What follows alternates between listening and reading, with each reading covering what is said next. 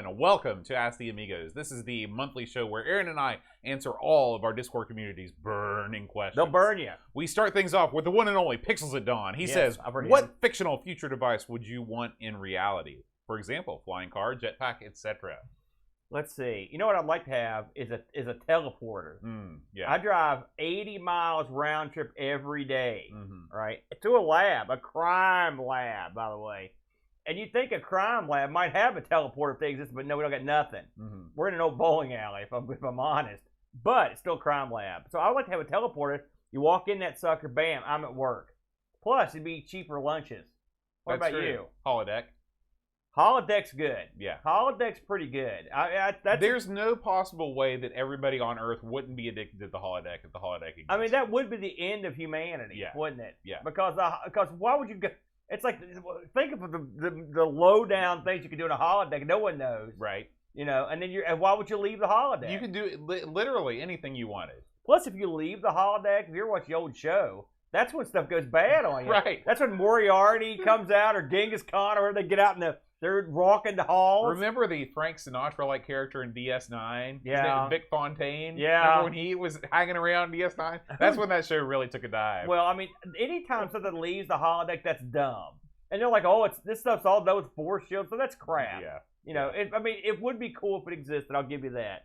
That may be better than cheap lunches, boat. I'd go with the teleporter still. Christian Russell asks, which game across all of the Amigo shows have you both been most diametrically opposed?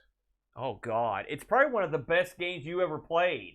But you use that line ad nauseum on every platformer we've covered. So can you think of one where, Lion King comes to mind. You love that, and I thought it wasn't that good. And then you badmouth me for hating it. Yeah, Lion King, but I'm going to go with one, because I'm going to go with one of your favorite games that I absolutely don't see why you like it all. All right. The piece of Bitmap Brothers garbage that is Gods. Oh. If ever there was a game that deserved a bunch of doofuses and sunglasses standing outside of a helicopter, it's freaking Gods. Into the wonderful... Yeah. Let's slap on some Eurodance trash on the front. You're both. Listen. Don't maybe get over there. Listen, Gods is a cool game. I like that game. Listen, not everything has to be super speedy. That's the intellectual man's platformer. Really? Because you're definitely not playing an intellectual character. All I can do is throw axes out of his neck. Well, I mean, wouldn't that be a cool power? Deny the fact that you wouldn't mind hitting suckers with axes. Don't deny it. You know it's true. I can't deny it. Enough said. There you go. All right. Duncan Styles asks, why do you think America spells it aluminum instead of aluminium when it leaves titanium, sodium, etc. alone? It seems to me that if you wanted to shorten the word, then removing an I was a wasted opportunity when an M takes longer to write. Who asked this? Duncan Styles. Well, Dunk, I'm going to give you the scoop, all right? We don't care. We don't have time for this stuff, right? Pronunciations, proper spelling. You think Americans can spell? If there wasn't spell checker, we might as well write in hieroglyphs. You don't know what the hell we're doing. And secondly, no one even talks about aluminum, aluminium. We've heard of both. I watch the BBC. I know what's going on. We can figure it out. But yeah, we're not deleting letters. We'll just pronounce it the dumb way. That's the American way. I really think that it's all about, we like to shorten things as short as they can possibly be. Aluminium, that's 5 syllables. Yeah. Aluminum, or in West Virginia, aluminum, that's 3. Okay. Or shiny metal, they call it. Right. Bendy shiny metal, that's only 3. So I think it's just originally it was spoken shortly because somebody mispronounced it. Then we just started spelling it and let's that way. face facts. It doesn't matter how you pronounce aluminum or aluminium. It's always followed by the word full. That's right. That's the way we pronounce it in West Virginia. Aluminum full. Wrap it up. Wrap it up. I'll take it to the house. Doggy bag. Yeah. That's another thing that doesn't exist in Europe, by the way. What, taking stuff home from the doggy restaurant? bags, yeah. That is What do you do with upon. your leftover food? Leave it there and it gets thrown away. That's a stupid idea. That's why I live here. What if you pay top dollar for a bunch of steak or something? That's what that's what I'm saying. See, they need to. Listen, we know we're kind of backwards, but y'all can learn a few things from us, and that's one of them right there. Pajako6502 asks, what's the worst retro computer you've ever used? Oh, man. The Aquarius comes to mind. That thing's garbage. I hated that machine. So, the Sinclair QL, I'm not real fond of that one. So that one comes to mind. The Timex Sinclair 1000, that was no good. I didn't like that. Man, I've got more of these than I thought. What about you? Well, if we're going for straight as a computer, Yeah. the Odyssey 2 can't be that The high Odyssey's on not the a list. computer, though. It's got a keyboard on That it. doesn't mean anything. What makes a computer a computer? Dude, wait a minute. that thing that plays kids' cartridges has a keyboard, too, and it's not a computer. Come on, try something else. It doesn't have a programming language. It doesn't have any I/O. It's got BASIC. It doesn't have an I/O port. It doesn't have any way to save or load stuff. It's the cartridges. It's a bad computer, Try man. it. Give me another one. Well, see, here's the thing. I don't use all the computers that you and the Brent do. Okay. So But I don't have. Listen, okay. I want you to be honest. Amongst the things, even if it's a part of a show we currently use, which one of these things is the most irritating to you? And I know the answer, and you better say it, or I'm going to call you out right here on the show. Oh well, boy, now I'm under the gun. Yeah, I'll put it this way: there's a sun dog involved. Yeah. Okay. Yeah. The ST The is Atari annoying ST. to use. It is annoying to use. And we've got the souped up Mister version with all the preloaded crap, and we still can't get it to work. Yeah. You know how much trouble I had loading Roadrunner? That's true. Although I will say the 48K Spectrum with the keyboard commands, I would much rather just type load and then the thing rather than J and all that stuff because I didn't grow up doing it that way. The Spectrum looks cool though, and it's so small. You can't knock the way the Spectrum looks. It's one of the coolest looking. I don't. I like the 81 too. It's great. Yeah, the 48K, even the Plus 2 that I have is great. It's great looking. Oh, the Apple II. That's another one I don't like. You have to reset it to start it, and all this other weird crap. I mean, listen, it's old. Yeah. So that's, it's what explains that. But I mean, it is what it is. Yeah. But I'll put that below the other three I mentioned. Now, the Aquarius was garbage. Pajako asked, what's the best retro computer you've ever used?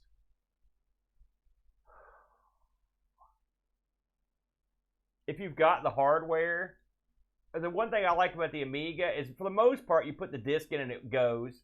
I will say that. The CoCo is another one. You put the disc in and it works 9 times out of 10. But when he's asking what the best one is, which I would assume would mean the best overall experience. What's your opinion? But I'm saying, we ask for the best, not which one's the most convenient or whatever. Right. That's part of it. What do you think? To me, it's the CoCo, 100%, because of the SDC. The SDC makes the CoCo a breeze. It makes loading any game you want an absolute joy. I will say, the setup I've got for my Amiga now with that auto booting game thing, it's pretty much it's now super I will good, say with the FujiNet, with the Atari 8-bit, really everything is great these days because of hardware, because of additional hardware. Now, right out of the box, the Amiga is probably up there just because so many games just you put the disc in and it works. Yeah.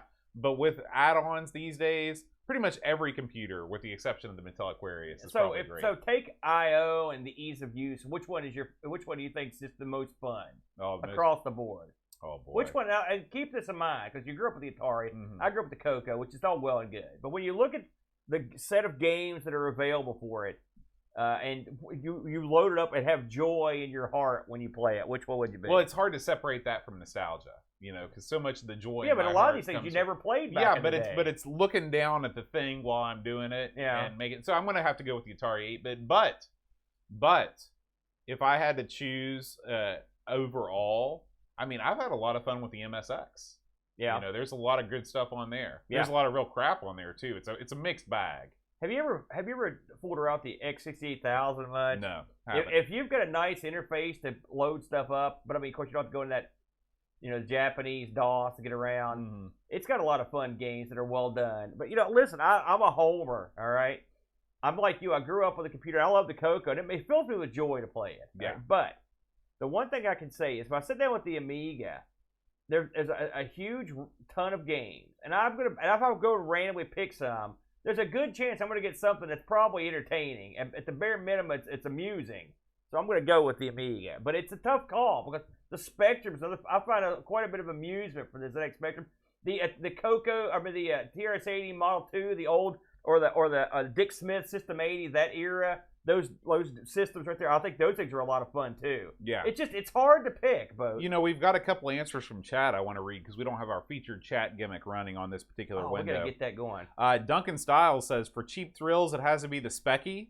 Ben Radigan says the best UI is the Archimedes. Man, the Archimedes. We haven't had as much playtime with the Archimedes. Yeah, I'd love to stick my teeth into that. Yeah.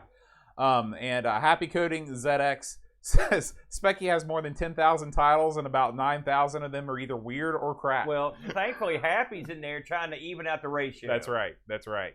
All right, Aaron, our next question comes from the one and only Christian Russell. He says, given the Amigos have dedicated shows to the Amiga, Atari ST, TRS-80, Spectrum, and 1200 XL, when will John succumb to the inevitable and start a show for the mighty, mighty C64? Well, I'll tell you that right now, Christian. As long as Sprite Castle is kicking around, there's only one C64 show that you need to be listening to. Yeah. You can't improve on perfection. And here's the thing, too. Like, the C64, Flack has his whole lifetime to draw upon.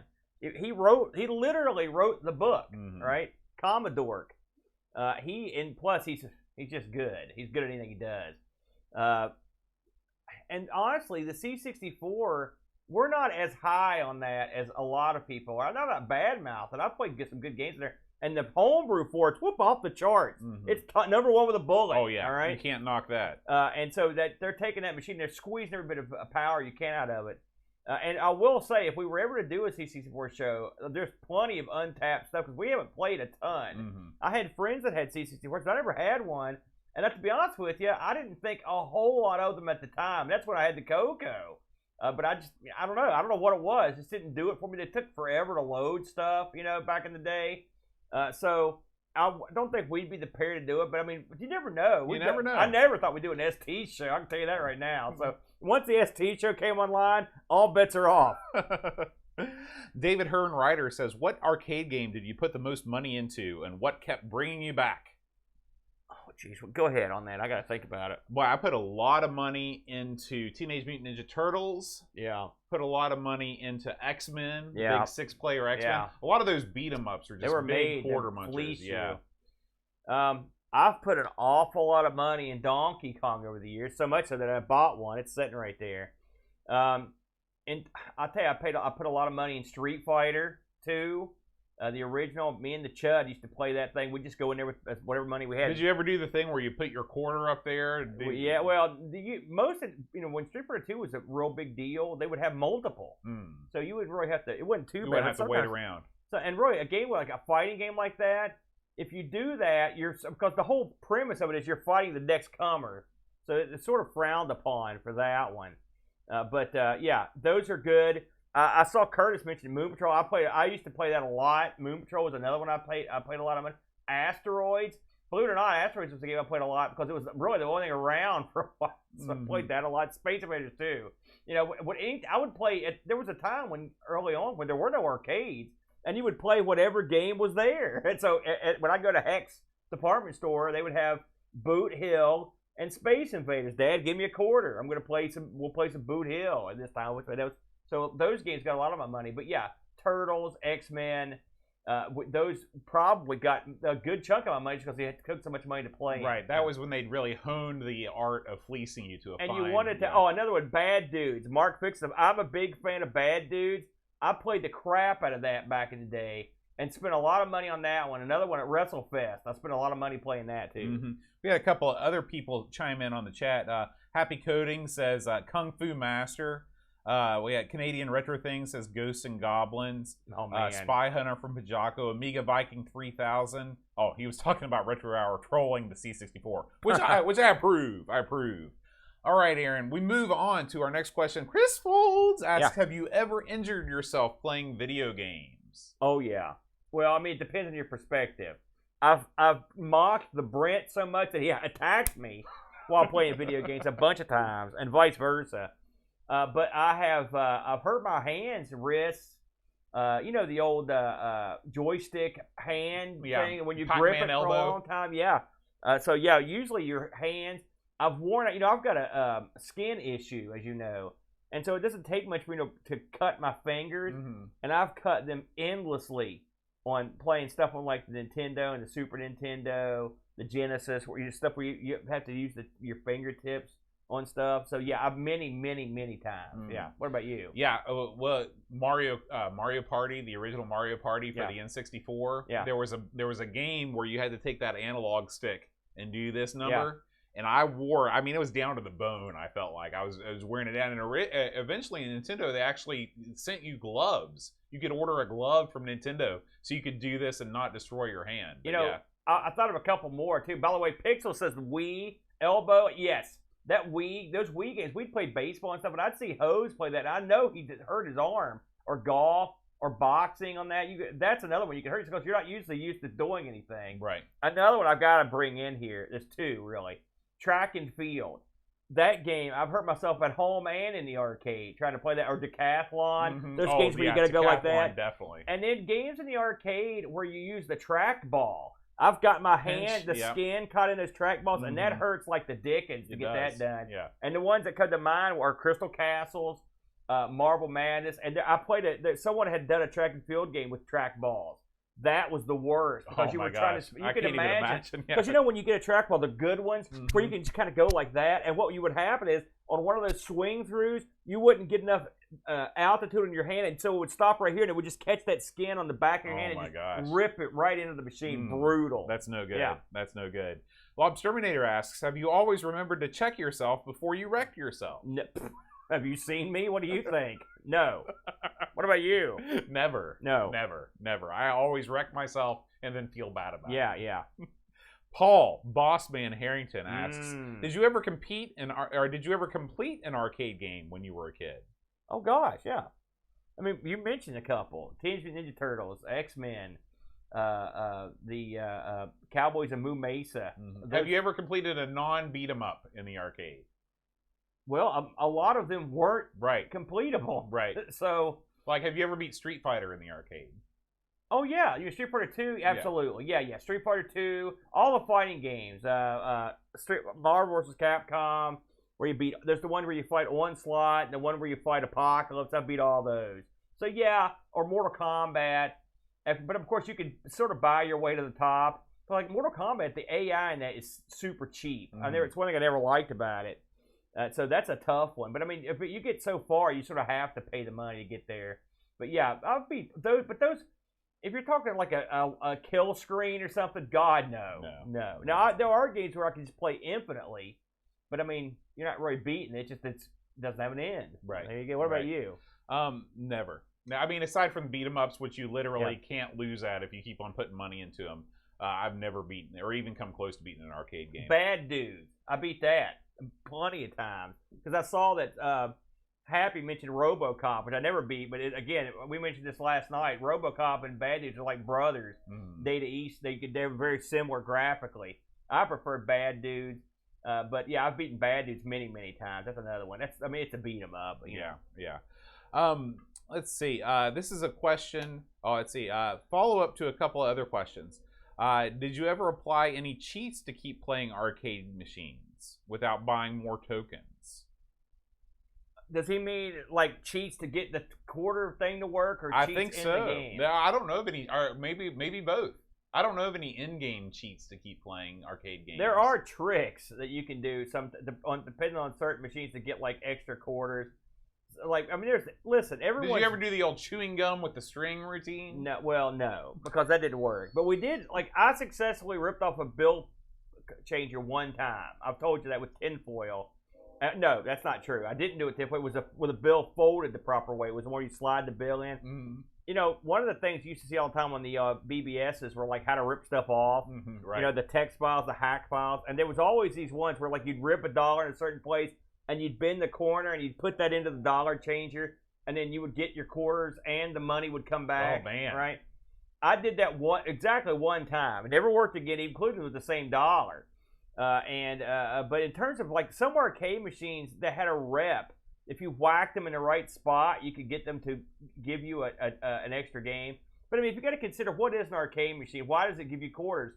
The quarter passes through a leaf switch that clicks that tells the game that you've added a token, right? So what you've got to do is come up with a way to get something down in that slot to hit that switch. It's not easy, and it's not something most places I was at, they're not just going to sit there while you take a file or a straw or something and start jamming it into the coin slot. So I never really had the location it would take to rip these games off. Right. But sometimes you'd come along and the door would be open. You ever had that happen? Oh, yeah. And you're just like... What do I do? You know, get in there. Well, and the problem is that when I was at that, definitely happened to me before I saw the door open. I didn't know enough to know what to hit. And so I would look in there and I would just kind of press on things and nothing was working. One time I did it. This was at Pipestem, okay? Yeah. And remember the old game room at Pipestem? Yeah. Yeah. And I just shut the door. And I was like, you didn't even bother fooling with it? Yeah. You know, my buddy, our good friend Shane R. Monroe, your good buddy, he's got a story about ripping his I think it was a Pac-Man machine off. And it had one of those glass bezels in it, you know. And the trick was he had to whack something. He ended up breaking his shatter in the bezel. So what a trick. It's not, well, yeah, it didn't go too good. So, yeah, that's not something you would normally get a chance to do because the arcade owner would come and murder you. And you get kicked. And plus, I was a timid child. I wasn't going to rip it off. I needed an angle to try that. Right. This is a question from David Hearn Ryder. He says, do you remember when Commodore were marketing the CD32 and said, kids want microcosm? Do you think that's the biggest lie ever told? Well, you know, if you ask the Brent, that's his least favorite game we've ever covered on ARG, ever. And we've covered a lot of garbage on that show. I don't hate Microcosm. It's an interesting game that allays graphics over like sort of a pre-digitized background. It's not the best, let's face facts. But I mean, listen, there were far bigger atrocities compared to CD32 than that. You know, that we played a lot of them. There was a lot of duds, and the CDTV's got atrocities that are exponentially worse. You know, so I mean, a Commodore. Let's face facts. They used a D20 and a table to generate their ad campaign. It's like, bam, your kids will love. Let's see here. Microcosm? Write it down. Let's do it. That's it. I wonder why we're out of business. Yeah, weird how that happened. This is a question from me to you, Aaron. Is this on the list? Yeah. Okay. Have you ever wanted to find something so badly that was so unlikely that when you did find it, you felt like you had a hand in willing it into existence? True love, folks. Well, thank you. I love you too. Nah, I'm just kidding. I hate you. No. Well, read that one more time. I was planning my line, so you were busy being funny. That's right. And boy, I really pulled that off. That was time well spent. Have you ever wanted to find something so badly that was so unlikely that when you did find it, you felt like you had a hand in willing it into existence? Yes. In fact, it's Amiga related. You know, I've mentioned I loved Dragon's Lair. I loved it. I was obsessed with it as a kid. I still am to a certain degree. I just love that game. And I desperately wanted to play it at the house. And I wanted it so bad. And CoCo advertised an edition of the ColecoVision that was going to play CD games. I was like, this is it. I'm going to get this. Well, it didn't work. And then Coleco took a nosedive, and that was into them thanks to the Atom. And so my buddy had the Amiga, and I still love Dragon's Lair, but I didn't know anything about the Amiga. And he showed me one time, he loaded up Dragon's Lair, and I thought to myself, my God, my dreams have come true. And that was instrumental in me getting an Amiga. That one game was basically the reason I bought the Amiga. I had to have it. And I never thought it would happen because at the time, Dragon's Lair was so, to me anyway, was so advanced that there was no physical way this could ever be brought home. You know, now look at us. We do everything at home. But at the time where you didn't have any good computers, you didn't have anything that was in full color, you know, the fact that you can play this cartoon game on your TV, which I couldn't fathom it. So I would say that. What about you? Yeah, when I was a kid, I wanted to have a Beatles songbook, okay? I just started playing guitar, and I was like, man, my parents were not what you call huge Beatles fans, but they were around, you know? And so in the closet, where like there was a bunch of old stuff, right? I was like, I bet if I take everything out of this closet, there's going to be this Beatles songbook. In the back of my mind, I was like, you're crazy. There's no way this is going to be possible. I was like, I bet there is. And I dug in at the very bottom of the closet, there was a Beatles songbook that I'd never seen before. And I seriously think that I physically willed that into existence by wanting it so bad. That's dandy. And how do you figure it got there? Like I said, it's just mind power. Did your family keep a bunch of songbooks in the closet? There was a bunch, yeah. So it's a sheet music closet. You know, every family has a sheet music closet. No, none of them have that. Oh. We didn't have one. Oh, well. I got a closet with a bunch of sheets in it. That's it. Well, yeah, linen closet. Oh. That's what they call them. Yeah. How many different pairs of sheets do you have? I don't have two. Yeah, we only have two 2 per bed. No, I feel like that's all you need. I've got some, but it's just you have to dig them out. Mhm. Because the linen closet's also it's a shared closet. How do you fold a fitted sheet? Not well, because they got those thingies on them. You know what I do? Wad them up. This. That stick. Yep, that stick. And then you yank the mic right off. Yep. Then I sing some Gloria Estefan. Oh as I do man! it. You know, I think you willed that Beatles book into being. Mm-hmm. See, that was not good for the rest of the world. That's true. That's what sent me on my musical yeah, path. and then we've had to listen to you cover obscure Beatles songs for the last few months. Andy Craig asks, you probably have a beloved system from your youth. What was a garbage product from the same company that infuriated you or was just highly disappointing? From my youth, eh? Well, I mean, listen. I just mentioned them, so I'll talk about it. Everyone loved the ColecoVision. It was King Dawn. Like, it was the next generation up for the 2600, and it was awesome. And the games for it were great. And then they released the Atom. And I have an Atom in there, but the Atom was an absolute unmitigated disaster. In fact, I'm going to put it above the Aquarius, which was also an unmitigated disaster. But this brought down a very successful company, the ColecoVision. Mattel was still around after the Intellivision bombed. They just got rid of the Intellivision. I mean, this killed Coleco. It killed them. And they were a very good company. So, I mean, I would say that was an unmitigated disaster that took down the whole company. And I was real impressed with the ColecoVision.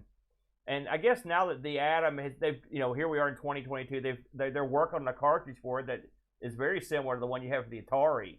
And so there's a chance that maybe these Atoms could get a real nice, fresh lease on life. That would be fantastic. But I mean, the problem is even when these things were released, the return rate on them was like 47%. It was ridiculous. Mm-hmm. So they were poorly manufactured pieces of garbage. Yeah. And even if your thing worked, it was no good. Right. So that's the one that comes to my mind quickly. For me, it was the Super Nintendo going into the Nintendo 64.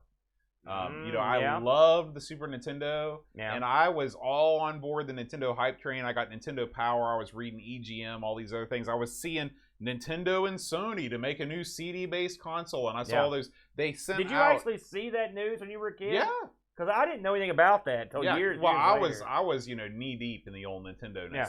And, of course, they sent out, like, Final Fantasy VHS tapes and things. And I was like, man, this is going to be great because I was all in on the JRPGs. Yeah. Then the Nintendo 64 came out, and it was just, you know, if you were a fan of Japanese role-playing games, you were not on board with the N64. I still bought it, and I tried to pretend to like it, but it was a huge disappointment. Well, I mean, it had Mario was great. Yeah, Mario was great. But I mean, the joystick for that thing is amongst the stupidest things I've ever seen. Yes. I know people love it, but they're wrong. Yeah. It's no good. It looks like a Trident, a dumb one.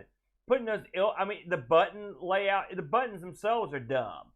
The system itself, the N64 was just behind it. It's just like it was typical Nintendo. They were keeping around technology. They kept it around one generation too long. Mm-hmm. The age of the cartridge had come and gone. Which is funny because we're back to the age of the cartridge again. Well, sorta. I mean, that's all an SD card is a cartridge. Well, yeah, but I mean, clearly they can hold a ton more data than those. Right. You know, the N64. I know there's a resurgence in the popularity of it, but I mean, you go back and look at the library for that thing. Yeah, it's in some ways the Saturn is very similar. Listen, I just got that new Saturn gimmick. I've got all the games. I'm flipping through the games and I got them all. Right. Well, guess what? A lot of the games aren't that good. All right, newsflash. Now, I'm sure there's plenty of Japanese content I haven't touched on, but I'm in America. Right. So what we got, you can see why this thing got killed. Mm-hmm. Just it's second-rate stuff that was better on the PlayStation.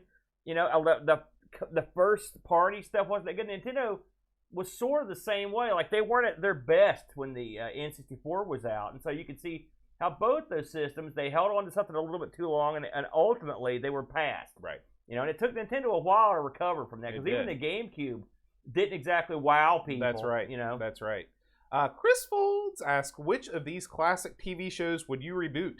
Manimal, Automan, Starman, or Wizards and Warriors? Okay, I don't know what Wizards and Warriors is, so no. Starman, I remember the movie. I don't remember there being a show. Is it based on the Bowie song? No. And then Automan and Manimal. Listen, Manimal is hilarious, but you got to reboot Automan.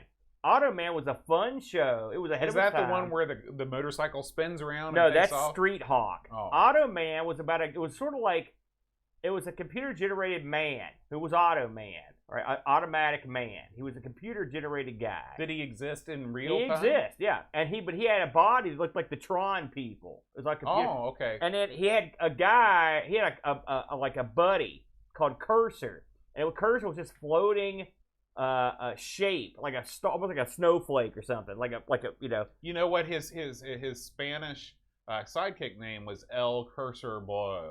Oh God. Anyway, Cursor, he'd be like, Cursor, I need the auto car or whatever, and Cursor would go, and he would draw the car in like vectors. Oh. And then you would get in the car, and Automan's car, he didn't turn corners like a normal car. He'd go like this. He'd be going down the road, and it'd instantly go, boom. There was no turn at all. And Just like a Tron vehicle. But the best part is his buddy was like a cop or something, and he was riding the car. And so whenever he turned the corner, they would show the guy go like, oh, he would slam him against the side. You're winning me over on Automan. Because he was turning this thing at full speed, 45-degree turn, and the guy would just be slashed up again. I guess the auto car didn't have a seatbelt system in it, so and that was one of the running gags. But the Cursor can make a helicopter. He can make all kinds of stuff. And Automan can always, he knew everything because he was plugged in, It was a cool show.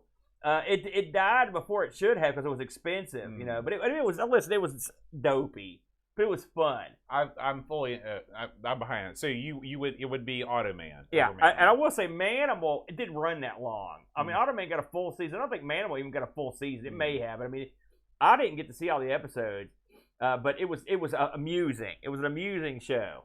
Come on, Mark. At least it was funny, though. You got to give it that. Amusing. David Hearn Ryder asks, Aaron, have you forgiven Boat yet for saying he would wipe the Amiga 500 from history back in the February 2021 Ask the Amigos podcast? Who said this? David Hearn Ryder. Listen, David. One thing I've learned about Boat over the years is Boat is an extremist. All right? And so if someone might say, I'm thirsty, can I have a glass of water? Boat would be like, I want to drown in the ocean. All right? So when Bode says something real stupid, I mean, and he said it today. He said so many dumb things today. So when he says something that stupid, I just no-sell it. Because he's not being controversial. He's out of his mind. He's an extremist. He thinks everything's the best thing he's ever done or the worst thing he's ever seen. There is no in-between. It's one of the two. Defend yourself. You're not wrong. Okay, there you go. I mean, he's like this in real life, too. He'll go buy something. He's going to be like, listen, this new hobby, X, is the best hobby I've ever had. It's good. I'm getting rid of everything else. This is the X is the new thing. And then, I'll be like, so how's X gone? I'll be like, oh, man, I sold all that crap and sent what was left back to Amazon. I'm out of that. X sucks. That's the way Bode is. There is no in-between. That's right. Pachako6502 asks, which video game character or mascot tastes the best?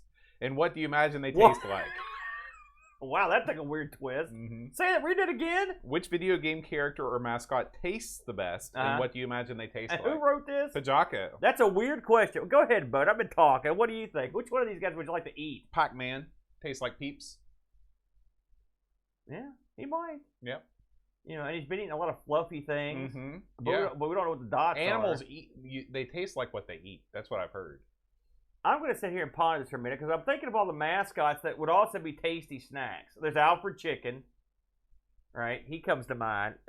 What about guys that are based totally on candy? Like what? There's no candy-based things. There's got to be somebody out there that is a candy. Pick says Cool Spot. Cool Spot kind of looks like a Smartie. I don't know. Cool Spot though.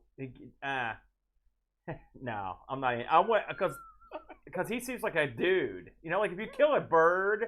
Alfred Chicken doesn't seem like a dude. No, he's a chicken. Well, you could kill him. Cool Spot is a round disc. Yeah, with but sunglasses. he has sentience. You can't kill him.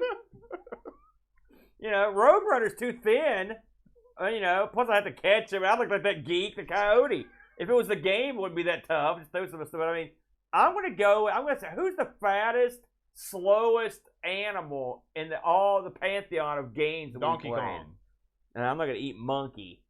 How about Pingo? I think I could catch him. You think you would eat Pingo over Cool Spot? What personality does he got? The dance? Yeah. That's all he's got. Listen, if he dances, he romances. Listen, if he's dancing, you know that after you finish third level, he dances. That's when I strike.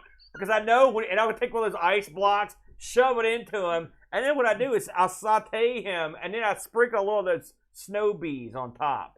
Now we have some good suggestions. RMC Retro says Dizzy. That's obvious. That's obvious. See, but he's got a face. Duncan Styles says James Pond. He's got a face too. Pingo doesn't have a face. Ben Radican says the Cool Croc Twins. Not familiar with them. We haven't played that one yet. Frogger. Oh God. Mo Beast says Zool tastes like a chicken-like substance from an alternate dimension. At least Zool's in a candy world there at first, so he might have eaten some candy. Then who was sponsoring Zool? What game was LucasCide or the sponsor? That's Super Frog. Wait a minute. What's the game sponsored by the Crisps? That's Out of This World? Yeah, no. They're not Out of This World. It's something like that. Out of Your Mind? No. It's Curly Quaver is the guy. But he was a guy. He wasn't a... You wouldn't eat him. Yeah, no. I don't know how to principal I might. I don't know.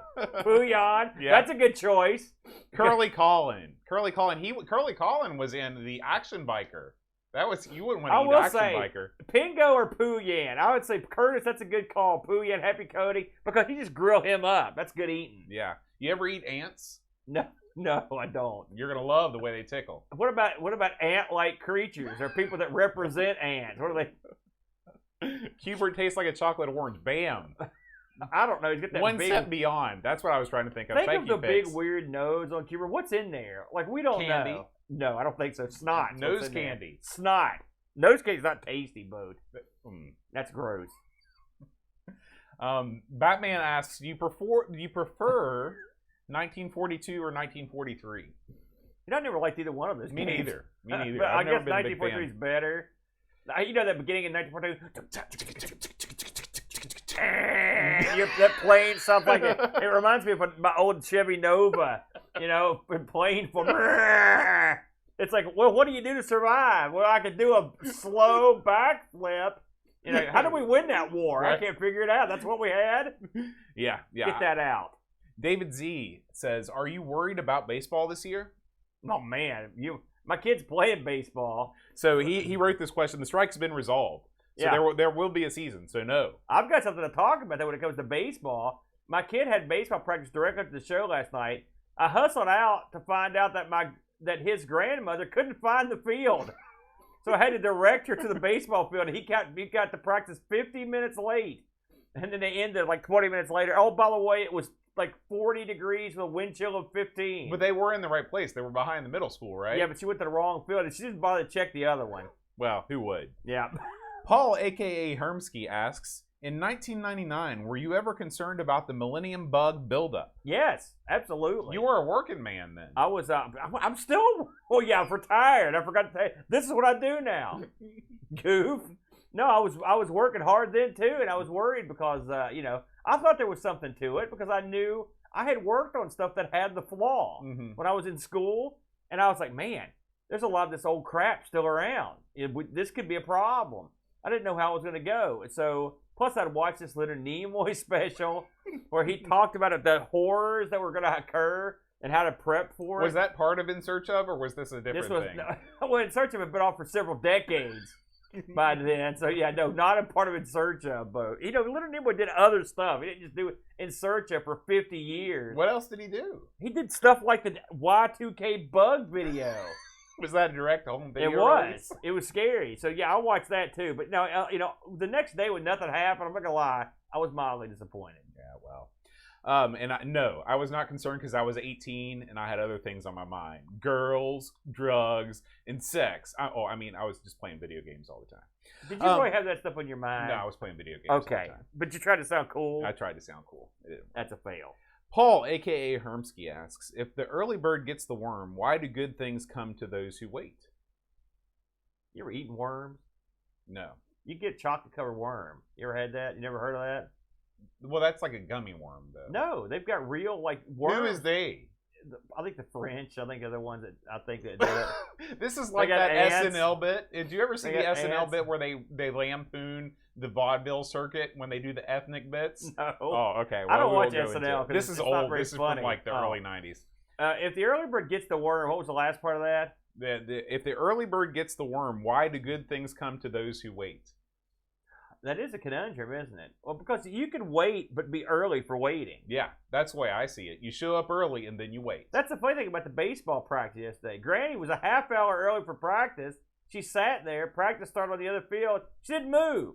So she did. She was waiting for the good things. It didn't happen. So bad things can come to those that wait as well. You were the good thing. You rolled up. No, I was the pissed off thing. That's what I was. I was standing out there in sub-zero weather watching my kid play ball in a giant triple layered sweater. Were you wearing shorts? Are you kidding me? You think your knees are cold? Laurent asks, can we ask the Brent questions? If the Brent is here, you may ask him questions. He can ask questions, and if Brent's not here, I can tell you what he would say. Okay, I know him. Bam. Pajako says, what's the new mini computer or console you would like to see made in the future? Well, what's left, Boat?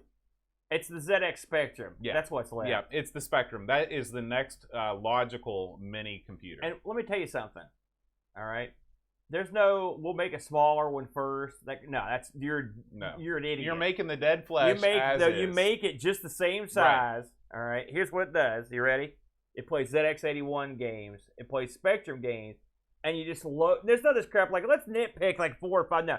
You put like 70 games on this thing. Yep. You put them on there. Load this sucker down with all the classics. Yep. You know, and you don't have to worry about WHD or any of the. Just crap. put tap files on. Maybe add a joystick. Put USB ports in the back of that sucker. Yep. HDMI port. Yep. You know, people would want this. Now, you know, the ZX Next came out, right? And that's great. It's got all this additional stuff, but most people don't care about that. If you said, listen, here's your new ZX Spectrum Mini, right? It's exactly the same thing as the ZX, except all the games are built in. It's got a USB port, 2 of them in the back, 1 for joystick and 1 for USB drive. It's got a real slick save state system, just like the new Amiga Mini. How many of those would you buy? 6? A million. Yeah, me too. Yeah. That's it. CoCo Mini would be a close second, but the CoCo, I like having the full-size CoCo there. Yeah, and of course Amstrad, that's definitely up there. Wait a minute, here's a question about the ZX Mini. So here it is. Do you put a better keyboard on it? No. Because you can? No. But I mean, that was one thing that was horrible about But nobody's going to be typing their school reports on this thing. You make it exactly the same as it used to be. It may be expensive to get that kind of weird flesh. Listen, that flesh is a dime. It's a dime a dozen. Is that what? Okay. They sell it at Home Depot. I saw it today. What's it called? Dead flesh. Just get a side of flesh. it. Wow. Skipped Chris Folds. Which do you prefer? Boots that make you fly or gloves of infinite strength? I'm pretty strong already, you know. Yeah.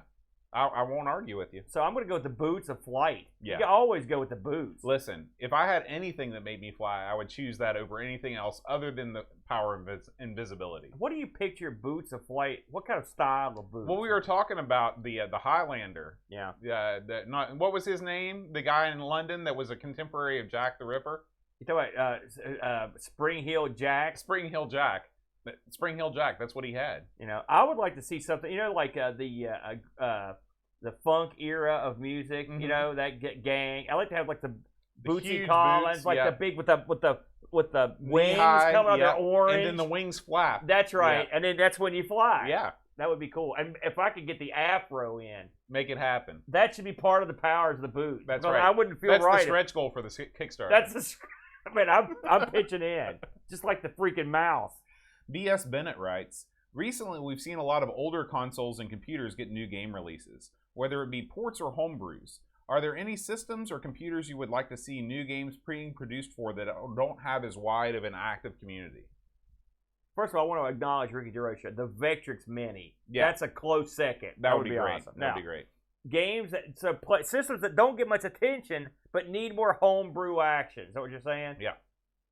Go ahead. I'll think about this. CoCo, 100%. Well, I mean, CoCo. There's 3 guys that make games for the CoCo. What about there's a lot more guys than that. 3 By the way, guys. I'm involved in one of those games. games. There's Nick Morantes. There's the guy that's making your game, and there's the guy that made Nightmare Highway. No, they got more. That's it. That's okay. Way, no, but you haven't been paying attention on CoCo. Listen, I'm on CoCo Talk every week. Yeah, but you're drunk off your butt. You can't tell what's happening. Well, that's I'll true. watch the show. There's tons of guys working on CoCo stuff.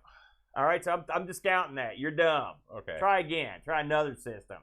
I mean, for God's sakes, we got this right here. I got to be honest with you. After watching Frodo's NES Homebrew Spectacular, oh, man. That's a system that needs some. You some, stole some my homebrew thunder. That's what I was going to say. Because those games look double A garbage. That Frodo's stream really opened my eyes to how poor the NES homebrew is. How can that get dropped bot so thoroughly? It's crazy that the games looked so bad. So Horrible. we're in agreement. We're in agreement that's what I was going to say. So you made the right call eventually. Mobius says, Ooh. would you rather go on an expedition to the Barrier Peaks or a descent into Avernus? Well, let me tell you something. I know what he's talking about because those are D&D modules. Oh. So Expedition to the Barrier Peaks is the correct answer. Oh, so I totally misread that. Yeah, what did you say? I thought it was, would you rather go to 2 different places on Earth? No. Okay. The Expedition to the Barrier Peaks is a great. I've read this adventure many times. Because it's an adventure where your D&D party goes to investigate this thing and they end up inside of a UFO. It's great. So that picture sounds cool. of me, it is. And what's great about it is it came with its own visual aids. So they've got like all these guns and stuff that aliens would have, but D&D people don't know how to hold them. They shoot themselves. There's robots. They lock you in these jails.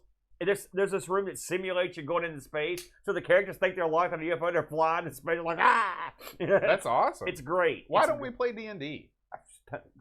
50 shows. Oh, yeah, that's right. Flack asks, how many states have you visited? How many countries? Well, I know I've been to 2 countries, which is Mexico and Canada, in the U.S. I've been to all the states on the east side of America. You've been to like New Hampshire and stuff? Yeah, I've been all those. Maine, I've been all of them. Vermont. I mean, I'm from New Jersey, so we were up and down a lot. I've been to Texas. I've been through Arkansas. So pretty much everything. And I've been to Vegas, but we flew there. So I don't count things we flew over. So I would say everything from the other side of the other side of Tennessee to California I've not seen. Utah and the Dakotas and Oklahoma. I don't think I was ever in Oklahoma. Arizona, New Mexico. I haven't been to any of those places. What about you? I've been to pretty much all the states that I'd want to visit, except That's for not 2... an answer. Will you let me finish? I'm sorry. Go ahead. I'm sorry. I've never been to the Pacific Northwest. I've never been to Oregon and Washington. I've been to California. I've been to Nevada. I mean, it would take me forever to list all the states because I've been to almost all. But I mean, the way you phrase that, you've been to every the states you wanted to go to. That seems like you're bad mouthing some of the states. Well, yeah, of course I'm gonna bad mouth some of the Which states. states do you not like? I hate all the Dakotas with a burning fire. There's only 2. Why do you hate them? Because just look at Dakota. What a stupid name. But I mean, tons of people are named that. Yeah, What I hate about those people Montana? too. Do you hate them? No, I don't hate them as much because that name's not as stupid. What about Washington State? I can go for that. So I'd love to go to the Pacific Northwest. I'd love to go to Montana, Big Sky country. But I've still never been to like all of the like Maine, Vermont, New Hampshire. It's cold up there. Yeah, I mean I've been. And Illinois. Are you kidding me? I've been to Chicago. Yeah. Been to Illinois. But most of the time when we travel, we go abroad. We don't concentrate our travel in the United States because everywhere's pretty much like everywhere else here. Realistically, do you actually have states that you just hate for no good reason, like the Dakotas? Well, you don't really hate the Dakotas. I don't really hate them. I just kind of dislike them. Why? Because they seem boring. You live in West Virginia. Yeah. Do I want to go to another state like where I live? Good point. But here's what I've learned by traveling around these great United States. Yeah. There's not that much diversity. If you really want to go somewhere different, go to a different country. But I've been to the majority of the countries in Southeast Asia. I've been to, I'd say maybe like a third of Europe. A third. See, I've never been to overseas. But there's still tons of places I want to go. Very good. Very good, Boat. Me too. Boat Fest, Europe, yes. Europa. Super Tech Boy asks, if you had Thanos' gauntlet, who would you snap out of existence? Now, I just figured out what this is because Eep and I just watched that Avengers movie. Yeah, what'd you think of that? It's long. Yeah, it is. And it's not. And it's like 30 of them. You all built up. Yeah, we're currently watching the last one after he's already snapped everything out of existence. I read the series this is based on, and I didn't like that either. What do you think of Thanos as a guy? Not that much. Yeah. He was the guy that played him good. Is he Dwayne The Rock Johnson? No, Because I always thought it was What? like him with like CGI strapped No, to him. it's the guy that played what the hell's the guy's name? He was the guy that played Hellboy? yeah, that's the guy. Mm. Yeah, he was also Beauty and the Beast. That guy, the real ugly guy. He's always the freak that they put a bunch of makeup on. Mm. He's good. Someone will tell us his name. What would you snap out of existence? Well, I don't want to get political here, but I can think of some. I think a particular guy right off the top of my head that I wouldn't mind seeing go away. But screw it. I'm gonna say it. I'd like to get rid of Putin right now. Get him out. Sorry to anybody that likes him. But there are plenty of political figures I'd get rid of. But I'm gonna go to a different route here. I'm gonna try to go down Ron Perlman. Thank you, guys. That's him. I would get rid of him. What about you? You know, it's really hard to think about because, like, say Putin. Say we snap Putin out of existence. Yeah. How do we know there isn't a Putin Jr. waiting in the wings? It's a million They're times almost worse. That's the old Hydra gimmick. You Right. cut off the one head, and yeah, that's right. the thing. So that's a tough question. I'd probably snap. Gee, I don't know. That's a tough question to answer. I don't have an answer for I mean, you. there are so many. By the way, I would not get rid of Ron Perlman. That was a joke. I like Ron Perlman. Is he the guy that wears the glasses? He's the guy that plays he plays the Thanos and Oh. all those guys. Did you? When I said that, you didn't know who he was? No. Did you ask? Why? Well, like why would I thought want we'd to kill I thought him? we'd already moved on. No. It's tough to just get rid of somebody wholesale. Mm-hmm. You know, because you're getting rid of somebody. You know, Right. and they're like, you can say like, I can get rid of Hitler, but you're right. You know, we don't know, like super Hitler might be sitting around Mhm. waiting to really get busy. Right. You know, so that's something I have to ponder that. Ask me that next Amigos question time, and I'll come up with an answer. Will do. Too hard. Chris Folds asks, have you ever been in a helicopter? Yes, I've been in one. I didn't ride in it, but I've been in it. Yeah, they had a helicopter over at the park. It was like Fall Festival, one no, of it those was things? ambulance. It was like Ambulance day? It was like they had an ambulance, a fire truck, Mm-hmm. and I took the kid over when he was real little. They're like, yeah, you can get in this stuff. So me and him got in there. It was pretty cool. That's cool. You know? I've never been in a helicopter.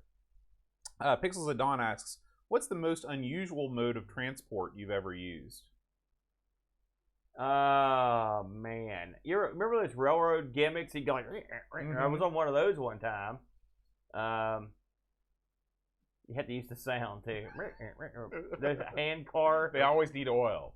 They do. What about what's the worst thing you ever rode on? Man, sometimes, you know, I'm a teacher, right? Yeah. And so sometimes when it's when there's no kids, I take one of those scooters from gym class. You know what I'm talking about? The ones that sit real low to the ground with the four wheels. I take that thing down the hallway, baby. It's great. You know what you ought to do? Since you got these kids, right? Mm-hmm. And like, let's say 2 of them can't pick you up, Right. But probably like a whole band full. Mm-hmm. Get one of those thrones like Caesars Oh, that's had, and true. then have them literally carry I you should do that to for the concert. competitions and Yeah. stuff. In fact, you could be a part of the field show. Yeah. They literally march around. There's a color guard, right? But they don't have flags. All they do is cart you around. That's true. And you're directing from the field. Yeah. Now that's a winning idea. That's a winning Do idea. it. Next season. Christian Russell asks, what film have you seen the most times? If the answer is Star Wars, what's the next film you've watched the most? It's not Star Wars. It's the Rocky Horror Picture Show. I've seen that countless times. I was there every Saturday for years Yeah, that's watching a tough that one to film. beat. So I've watched that thing. I would say second place would be something like The Big Lebowski. Would be up in there. Airplane 2, Naked Gun. Those would also be up in there. Blazing Saddles and Young Frankenstein. But I mean, Rocky Horror probably above all those. I've seen The Sandlot more than any other movie. I've never seen that. I used to watch it like once a week when I was in school. I'd come home and just throw it on. Yeah. Second place, probably Napoleon Dynamite. The scene where he dances is one of the all-time great scenes in film. And that's going to do it for this week's or this month's edition of Ask the Amigos. Remember, if you support Amigos on Discord, any of our shows on Patreon, you can join our Discord server and you can ask us a question that we will answer next month. We want to thank the huge crowd from RMC Retro that joined us. Thank you, Neil, for the raid.